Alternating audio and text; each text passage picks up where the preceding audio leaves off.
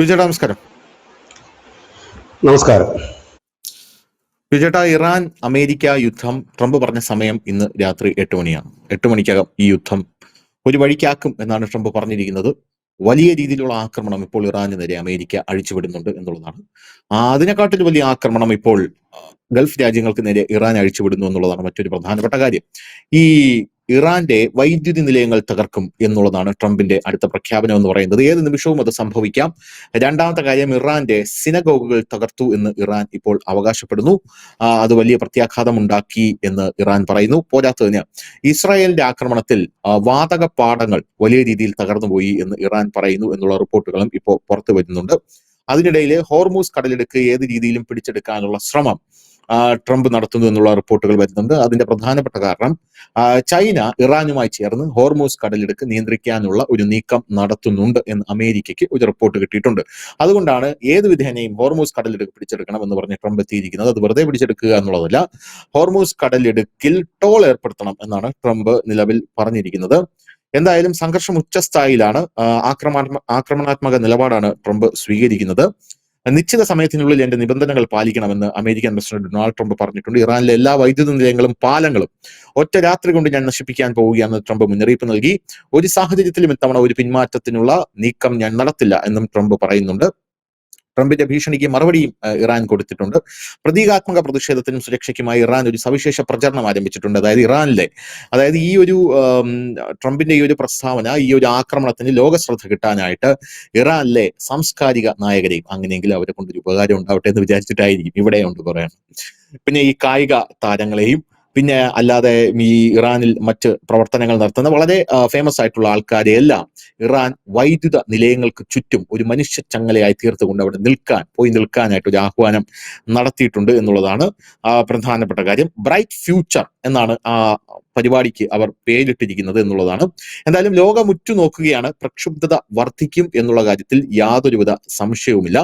മറ്റൊരു പ്രധാനപ്പെട്ട കാര്യം ഇതിനകത്ത് എടുത്തു പറയേണ്ടത്, അമേരിക്കയിൽ വീണ്ടും ഡൂംസ്ഡേ വിമാനം പ്രത്യക്ഷപ്പെട്ടിരിക്കുന്നു എന്നുള്ളതാണ്.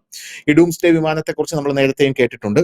ഈ ഡൂംസ്ഡേ വിമാനം പ്രത്യക്ഷപ്പെടുന്നത്, ഡൂംസ്ഡേ വിമാനം വരുമ്പോൾ പല ആൾക്കാരും പറയുന്ന ലോകാവസാനമായി എന്നൊക്കെയാണ് പറയുന്നത്. പക്ഷേ അമേരിക്ക എവിടെയെങ്കിലും യുദ്ധം ഘടിപ്പിക്കുകയാണെങ്കിൽ ഉടനെ ഡൂംസ്ഡേ വിമാനം അമേരിക്കയുടെ ആകാശത്തിന്റെ മുകളിൽ എത്തും എന്നുള്ളതാണ് മറ്റൊരു പ്രധാനപ്പെട്ട കാര്യം. ഇനി നമ്മളെ സംബന്ധിച്ച് പറയുകയാണെങ്കിൽ ഒരു സന്തോഷ വാർത്തയുണ്ട്. അതായത് നമ്മുടെ മാധ്യമങ്ങളൊന്നും വലിയ രീതിയിൽ ചർച്ച ചെയ്തിട്ടില്ല. കാരണം നമുക്ക് എതിരെയുള്ള വാർത്തയില്ല, അനുകൂലമായിട്ടുള്ള വാർത്തയാണ്.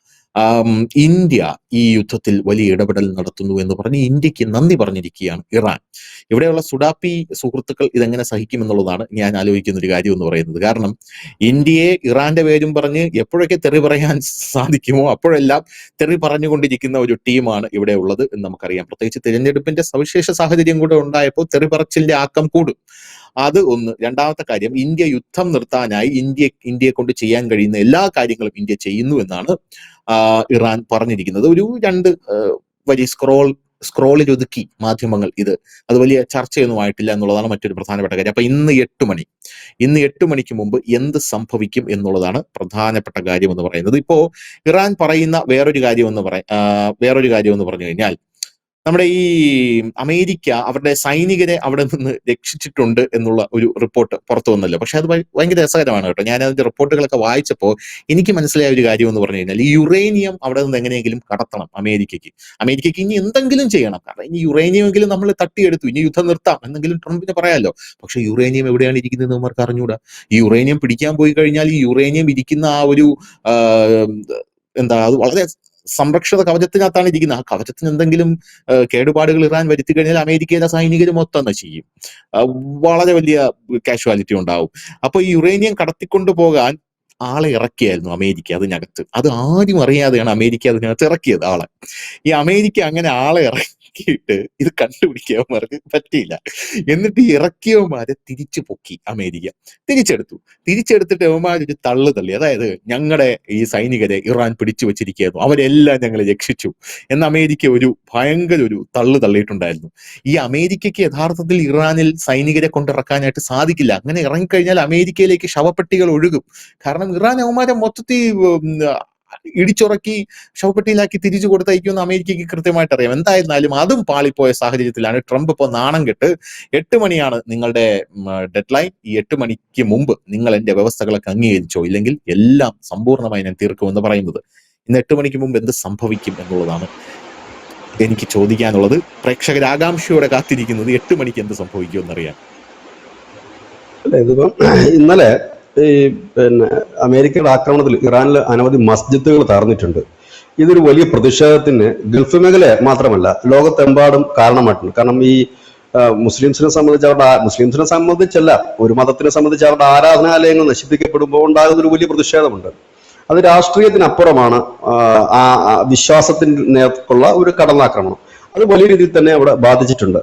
രണ്ടാമത്തെ ഒരു കാര്യം, ഇറാനും ഒട്ടും പിന്നോട്ട് ഇല്ല എന്നൊരു സൂചന കഴിഞ്ഞ ദിവസങ്ങളൊക്കെ നൽകി. ഇന്ന് വൈകിട്ട് രാത്രി 8 മണിയോട് കൂടിയിട്ട്, ഇന്ത്യൻ സമയം 8 മണിയോട് കൂടിയിട്ട് കനത്ത ആക്രമണം നടത്തും, ഇറാനെ നരകത്തിലേക്ക് കൊണ്ടുപോകുമെന്നൊക്കെയാണ് പറയുന്നത്. ഈ സാഹചര്യത്തിൽ ശ്രദ്ധേയമായിട്ടുള്ള 2 പ്രസ്താവനകൾ വന്നിരിക്കുന്നു. കഴിഞ്ഞ ദിവസം നമ്മുടെ ഈ പ്ലാറ്റ്ഫോമിൽ തന്നെയുള്ള ഈ അനാലിസിസിൽ നമ്മൾ പറഞ്ഞിരുന്നു, ഇറാന്റെ പരമോന്നത അധ്യക്ഷന്റെ ഇന്ത്യയിലെ പ്രതിനിധി അദ്ദേഹം പറഞ്ഞിരുന്നു, പാകിസ്ഥാൻ ഇതിനകത്തൊരു ഉണ്ടയും ചെയ്യാനില്ല, അവർ വെറും തട്ടിപ്പാണ് നടത്തുന്നത്, കബളിപ്പിക്കുകയാണ് ആൾക്കാരെ, ഒരു കാര്യമില്ല, പക്ഷെ ഇന്ത്യക്ക് ഒരുപാട് കാര്യങ്ങൾ ചെയ്യാനുണ്ട് എന്ന് പറയുന്നു. പക്ഷെ അതിനുശേഷം ഇന്നലെ വൈകി ഇറാന്റെ വിദേശകാര്യമന്ത്രി ബരാക്ചി പറഞ്ഞൊരു കാര്യമുണ്ട്. അദ്ദേഹം ഇന്ത്യക്ക് നന്ദി പറഞ്ഞിരിക്കുകയാണ്. അദ്ദേഹം പറഞ്ഞൊരു കാര്യം, ഈ യുദ്ധം തുടങ്ങിയ സമയം മുതലും ഇന്ത്യ ലോകരാജ്യങ്ങളുമായിട്ടെല്ലാം ബന്ധപ്പെടുന്നുണ്ട് ഈ യുദ്ധം അവസാനിപ്പിക്കാനായിട്ട്. അവരുടെ നല്ല മനസ്സിൽ ഞങ്ങൾ നന്ദി പറയുന്നു. അതായത് ഇറാനുമായി സംസാരിച്ചതിന് ശേഷം ഇന്നലെ ഇന്ത്യ, നമ്മുടെ രാജ്യം, പ്രധാനമന്ത്രിയാണോ ജയശങ്കറാണോ വിദേശകാര്യമന്ത്രി ആയിരിക്കും, ഖത്തറുമായിട്ടും UAE-യുമായിട്ടും സംസാരിച്ചിട്ടുണ്ട്. അപ്പം നിങ്ങൾ ഇനി വലിയൊരു യുദ്ധത്തിലേക്ക് പോകരുത്. കാരണം ഇപ്പോൾ ഇന്ത്യ നടത്തുന്ന ആ ഒരു പരിശ്രമം എന്ന് പറഞ്ഞാൽ ആരും വലിയൊരു അളവ് യുദ്ധത്തിലേക്ക് പോകരുത് എന്നൊരു മെസ്സേജാണ് കൊടുക്കുന്നത്. കാരണം ഇത് ആരുടെയും കയ്യിൽ നിൽക്കുന്ന കാര്യമല്ല. ഇവിടെയാണ് ഇറാൻ പറഞ്ഞ മറ്റൊരു കാര്യം, ഇന്ത്യ ബ്രിക്സിന്റെ അധ്യക്ഷനാണ്. ഇപ്പൊ 2026 ബ്രിക്സ് അധ്യക്ഷ പദവി ഇന്ത്യക്കാണ്. അപ്പൊ ബ്രിക്സിന്റെ അധ്യക്ഷനായി ഇന്ത്യക്ക് ഇതിനകത്ത് ഒരുപാട് കാര്യങ്ങൾ ചെയ്യാൻ കഴിയുമെന്നുള്ളത്.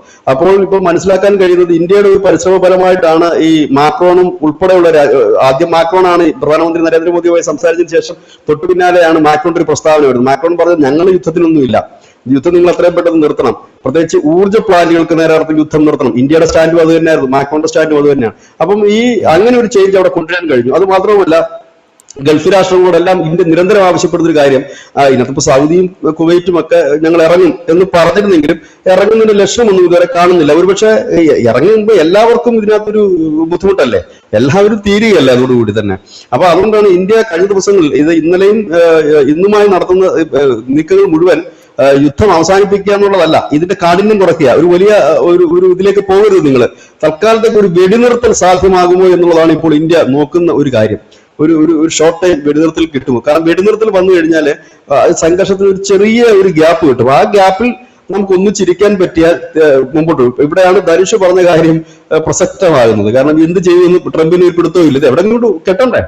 നമ്മൾ പിടിച്ചുപോയി, എന്താ പറയുന്നത്, ഈ നായർ പിടിച്ച പുലിവാലെന്ന് പറയുന്നത് പുലിയുടെ വാലിൽ പിടിച്ചുപോയി. ഇല്ലെങ്കിൽ ഇതിന്റെ ഒരു അറ്റത്ത് നമ്മുടെ കയ്യിലുണ്ട്, ഇത് എവിടെയെങ്കിലും കൊണ്ട് നിർത്തണ്ട, ചുമ്മാ നിർത്താൻ പറ്റില്ല. കാരണം ട്രംപാണ് ലോകത്തെ എല്ലാവരുടെ തലയിൽ കൂടെ എന്ന് പറയുന്ന ഒരാളാണ്. അപ്പൊ അദ്ദേഹത്തിന് ഇത് എവിടെ കൊണ്ട് നിർത്താൻ പറ്റും? അതിലാണ് ഇതിനകത്ത് ഒരു കൺഫ്യൂഷനും ഒക്കെ ഉള്ളത്. ഇതിനൊരു കൺക്ലൂഷൻ കിട്ടാത്തൊരു സാഹചര്യം. ഈ സാഹചര്യത്തിലാണ് എല്ലാവരും ഉറ്റത്. കാരണം ഇതിപ്പം ചെറിയ രീതിയിൽ തീരില്ല. നമ്മൾ മുൻപും പറഞ്ഞതുപോലെ ഇറാനെതിരെ ഒരു വലിയ രീതിയിലുള്ള ആക്രമണം, ഒരുപക്ഷെ പരിമിതമായ രീതിയിലെങ്കിലും അണുവായുധങ്ങൾ അടക്കം പ്രയോഗിച്ചു കഴിഞ്ഞാൽ ഇറാന്റെ ഇപ്പോഴത്തെ ഒരു മാനസികാവസ്ഥ, അവരൊരു ചാവേറാകാൻ തയ്യാറായി നിൽക്കുന്ന ഒരു രാജ്യമാണ്, ഒരു ചാവേറ് പോലെ നിൽക്കുന്ന ഒരു രാജ്യമാണ്. അവർക്ക് അതുകൊണ്ട് തന്നെ അതിമാരകമായ ഒരു ആക്രമണം മിഡിൽ ഈസ്റ്റിൽ അടക്കം അവർക്ക് ചെയ്യാൻ കഴിയും. അവർ ആണവായുധ ആണവ നിലയങ്ങളുണ്ട്, അതിന് ഡാമേജ് പറ്റിക്കഴിഞ്ഞാൽ ഉണ്ടാകുന്ന ഭവിഷ്യത്ത് വേറെയാണ്. ഇനി ഇറാന്റെ കൈവശം ഈ ആണവായുധങ്ങൾ ഉണ്ട് എന്നും പറയുന്നുണ്ട്, അത് ഉണ്ടാക്കാൻ അവർക്ക് എളുപ്പമാണെന്നും പറയുന്നുണ്ട്. ഏതായാലും ഉത്തര കൊറിയയെ പോലെയുള്ള രാജ്യങ്ങൾ അവിടെ ആയുധം എത്തിച്ചിട്ടുണ്ട് എന്ന് പറയുന്നു. ഇതൊക്കെ നമ്മൾ മുമ്പ് ചർച്ച ചെയ്തിട്ടുള്ള കാര്യങ്ങളാണ്. ഇറാന്റെ കയ്യിൽ എന്തൊക്കെ തരം ആയുധങ്ങളാണ് എന്നുള്ള കാര്യത്തിൽ ഇപ്പോഴും ആർക്കും വ്യക്തതയില്ല. കുറച്ച് ഡ്രോണുകളും കാലഹരണപ്പെട്ട മിസൈലുകളും ഉണ്ടെന്ന് പറഞ്ഞുകൊണ്ടായിരുന്നല്ലോ ആദ്യകാലങ്ങളിൽ എല്ലാവരും ഇരുന്നത്. പക്ഷെ അത് പിന്നീട് അതിന്റെ റൂട്ട് മാറുകയാണ്. ഇസ്രായേലിനകത്ത് കയറി അവരടിക്കുന്നു, UK-യുടെ താവളങ്ങൾ വിവിധ സ്ഥലങ്ങളിലുള്ള സൈപ്രസിൽ ചെയ്യുന്നു, 3800 കിലോമീറ്റർ അകലെയുള്ള ദ്വീപുകളിൽ അവർ അടിക്കുന്നു. ഇങ്ങനെയൊക്കെ ഉള്ളിടത്തേക്ക് അവർ ചെയ്യുമ്പോൾ അത് അവരുടെ കൈ കുറച്ചുകൂടി ശക്തമായ ആയുധങ്ങൾ ഉണ്ടെന്ന് കരുതേണ്ടി വരും. ഇല്ലെങ്കിൽ അവർക്ക് വലിയൊരു സഹായം റഷ്യയുടെയോ ചൈനയുടെയോ അല്ലെങ്കിൽ മറ്റേതെങ്കിലും രാജ്യത്തിന്റെ ലഭിക്കുന്നതെന്ന് നമുക്ക് പറയേണ്ടി വരും. ഈ ഒരു സാഹചര്യത്തിലാണ് ഇന്ന് രാത്രി 8 മണിയോടുകൂടി ഇത് നരകമാകുമോ ഇല്ലയോ എന്നുള്ളത്. പിന്നെ നമുക്ക് ആകെ ഒരു പ്രതീക്ഷ, ഞാൻ എപ്പോഴും പറയുന്നത് പോലെ, ഇത് പറഞ്ഞിരിക്കുന്നത് ശ്രീമാൻ ഡൊണാൾഡ് ട്രംപ് ആണ്. അദ്ദേഹം ഇപ്പൊ പറയുന്നത് പിന്നെ മാറ്റി പറയുന്ന ഒരു സ്വഭാവം അദ്ദേഹത്തിനുണ്ട്. ഇപ്പൊ പറയുന്നില്ല, പിന്നെ പറയുന്നത്. അതുകൊണ്ട് അദ്ദേഹം പറഞ്ഞതുകൊണ്ട് മാത്രം നമുക്ക് ഒരു ചെറിയ ഒരു ആശ്വാസമുണ്ട്, ഒരു ശുഭസൂചന അതിനകത്ത്. ചിലപ്പോൾ ഒരുപക്ഷെ അദ്ദേഹം പറയാ ഇന്നത്തേക്ക് ഞാനത് മാറ്റിവെച്ചു എന്ന് അദ്ദേഹം പറയാനും മതി, അതിനൊന്നും യാതൊരു മടിയില്ല. നേരെ മറിച്ച് വേറെ ഏതെങ്കിലും വ്ളാഡിമിർ പുടിനോ നരേന്ദ്രമോദിയോ ഒക്കെ ആണ് ഇത് പറഞ്ഞിരുന്നെങ്കിൽ കറക്റ്റായിട്ട് അടി നടന്നിരിക്കും. പക്ഷെ ഇത് അങ്ങനെ ഒന്നും കരുതാൻ കഴിയില്ല. കാരണം ഈ ഭീഷണിപ്പെടുത്തിയിട്ടൊക്കെ പുള്ളി ചിലപ്പോൾ വൈകുന്നേരം അദ്ദേഹത്തിന്റെ സോഷ്യൽ ട്രൂത്തിൽ അദ്ദേഹം ചിലപ്പോൾ പറയും, ശരി, ഞാൻ ഇത് ചെയ്യാൻ ഞാനിപ്പോ തൽക്കാലം ചെയ്യുന്നില്ല, എന്റെ കാല് പിടിച്ചിട്ടുണ്ട് ഇറാൻ, അവര് നിരന്തരം കിടന്ന് വിളിക്കുക, ചെയ്യല്ലേ. മുമ്പ് അങ്ങനെ പറഞ്ഞതാ, 4 ദിവസം മുമ്പ് പറഞ്ഞതാ, ഇറാൻ നിരന്തരം എന്നെ വിളിച്ചുകൊണ്ടിരിക്കുകയാണ്, നിർത്തണമെന്ന് പറഞ്ഞു. ഇനി അങ്ങനെ വല്ലതും പറഞ്ഞിട്ട് പുള്ളി ഇത് എക്സ്റ്റെൻഡ് ചെയ്യാനുള്ള സാധ്യത. കാരണം ട്രംപിന് നന്നായി അറിയാം ഇത് കൈവിട്ട കളിയാണെന്നുള്ളത്. കാരണം ഒരു യുദ്ധമാണ്, അത് എങ്ങോട്ട് പോകും, കാരണം ഇപ്പൊ നിലവിൽ ഇത് എവിടെ പോകും, ഇത് എവിടെ ചെന്ന് തീരുമെന്നുള്ള കാര്യം ഇതിനകത്ത് പങ്കെടുക്കുന്ന ആർക്കും അറിയില്ല.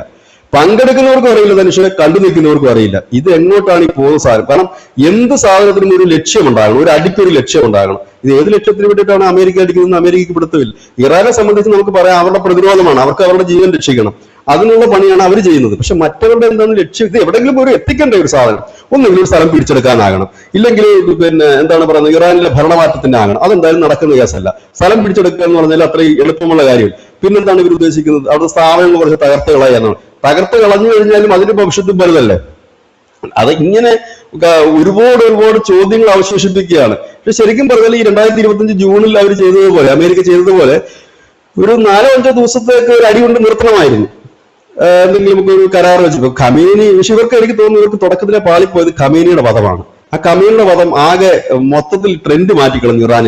ഇറാനിലെ ഈ പ്രക്ഷോഭം നടത്തിയ ആളുകൾ ഒരിക്കൽ പോലും ഖമേനി കൊല്ലപ്പെടണമെന്ന് അവർ ആഗ്രഹിച്ചിരുന്നില്ല. ഭരണകൂടം മാറണം, പുതിയ ഭരണകൂടം വരണം, ഒരു പുതിയ തലമുറ വരണമെന്ന് അവർ ആഗ്രഹിച്ചിരുന്നെങ്കിലും ഖമേനി കൊല്ലപ്പെടുന്നതോടുകൂടി അത് മതപരമായ ഒരു കാര്യത്തിലേക്ക് പോയി. ഇന്നലെ ട്രംപ് പറയുന്നു കേട്ടു, ഞങ്ങൾ പ്രക്ഷോഭകാരികൾക്ക് ആയുധം എത്തിച്ചു കൊടുത്തിരുന്നു, അത് കുർദുകൾ അടിച്ചോണ്ട് പോയിരുന്നു, ആയുധം മുഴുവൻ കുർദുകൾ ഇവരുടെ കയ്യിൽ നിന്ന് അടിച്ചോണ്ട് പോയി. അതുകൊണ്ടാണ്, ഇല്ലെങ്കിൽ നടക്കും. ഒറ്റ പ്രക്ഷോഭകാരികൾ നമുക്ക് കാണാൻ കഴിയുന്നില്ല. ഇറാന്റെ യുദ്ധം തുടങ്ങുമ്പോൾ തന്നെ ബെഞ്ചമിൻ നെതന്യാഹുവും ട്രംപും ഒക്കെ പറയുന്നത് ഇറാന്റെ തെരുവീതികളിൽ പ്രക്ഷോഭകാരികൾ വരും, ഞങ്ങളിപ്പോ വരും, ഞങ്ങൾ എന്നിട്ട് ഞങ്ങളുടെ ആളെ കൊണ്ട് അവിടെ നിർത്തും, പഹലവിയൊക്കെയാണ് പറഞ്ഞിരുന്നത്. പുള്ളിയുടെ പൊടി പോലും പുള്ളിയുടെ പ്രസ്താവന പോലും കണ്ടിട്ട് ദിവസങ്ങളായി.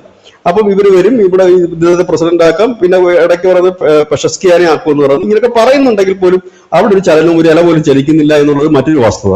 ഈ ഒരു സാഹചര്യത്തിൽ ഇത് എവിടെ ഒരുപക്ഷെ ഇന്ത്യക്ക് കഴിയുമായിരിക്കാം. കാരണം ഇന്ത്യ സംസാരിക്കുമ്പോൾ ട്രംപിന്റെ രാജ്യം ഒഴിച്ചില്ല, ട്രംപ് ഒഴിച്ച് ബാക്കിയുള്ളവരെല്ലാം ഒരു സമന്വയത്തിൽ എത്തുകയും സമരസപ്പെട്ട് നിൽക്കുകയും ചെയ്യുകയും ഈ രാജ്യങ്ങൾ, അതായത് മിഡിൽ ഈസ്റ്റ് രാജ്യങ്ങളും ഇസ്രായേൽ അടക്കമുള്ള രാജ്യങ്ങൾ ട്രംപിൽ സമ്മർദ്ദം ചെലുത്തുകയും ചെയ്താൽ ഒരുപക്ഷെ ഈ അടിക്കുന്നവന്മാർ തമ്മിൽ എവിടെങ്കിലുമൊക്കെ ഒന്ന് ചിരിക്കാനുള്ള സാധ്യതകൾ വളരെ കൂടുതലാണ്.